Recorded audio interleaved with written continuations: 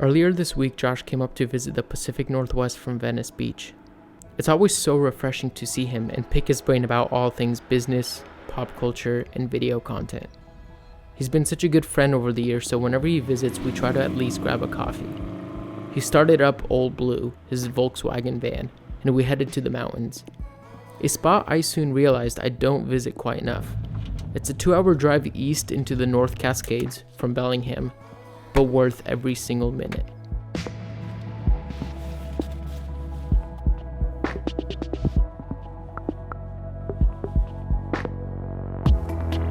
We just made it up to Diablo Lake Lookout, and man, as you guys have seen in the creamy shots, this is a very beautiful and scenic spot, just surrounded by beautiful snow-capped mountains all around you.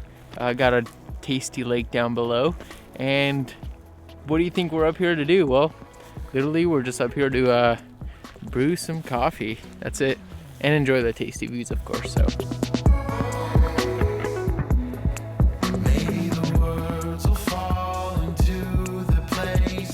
for the record, there's few things that make me feel as happy and alive as beautiful scenery with good company. It was rejuvenating to feel the cold air in my lungs and seeing the mountain peaks stretch out above us. Anywhere you pointed the camera looked absolutely incredible.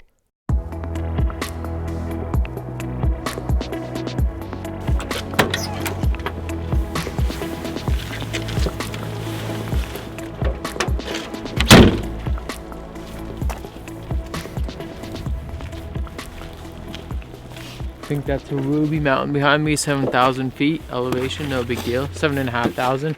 I don't know what's that in front of us, but it's looking super good. Gonna get a coffee with the tasty view. Gonna brew some Aeropress. Let's do it, folks.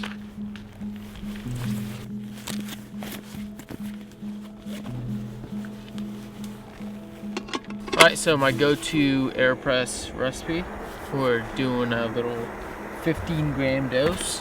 We're gonna do a couple intermissions of stirring in there, and then we'll top it off after we brew. We'll dilute it because this is what we're making as a concentrate. So this is a great recipe that pretty much works really well for me every time. It's really easy to make, really easy to follow. I bring this little scale with me. If you guys want to see my little travel pack Aeropress kit, I made a video about it. We'll throw it up in the corner right here. If you want to see the Aeropress recipe, we also have that posted on the Mirror channel, which we'll link up right here as well and down in the description.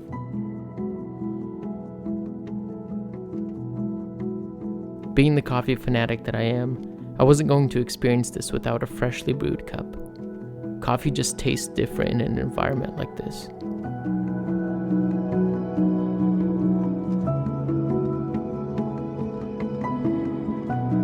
Alright folks, now to evaluate the cup. You know, it's okay. It's not bad. I want to say it's the best cup I've made in my life, but to be honest, for something out in the wild like this, sometimes you just have to forget about making the perfect cup, the ultimate cup, and sometimes just enjoy what you could make out here out in the middle of nowhere. I actually don't think it was my brewing process. I think it was the water that I used, which plays a really big part in extraction. So we're just gonna sit down, enjoy the cup of coffee as the sun goes down. I think the sun already came down behind the mountains right there. Hi. It's freaking cold out here. Like, it's so chilly. My hands are like frozen. My nose just turns absolutely red. Thanks for joining me on this adventure. I really appreciate you guys. Hit the subscribe button if you want to stay tuned. Join me on more adventures like this, more brewing coffee, and yeah, we'll see you in the next one. Love you guys.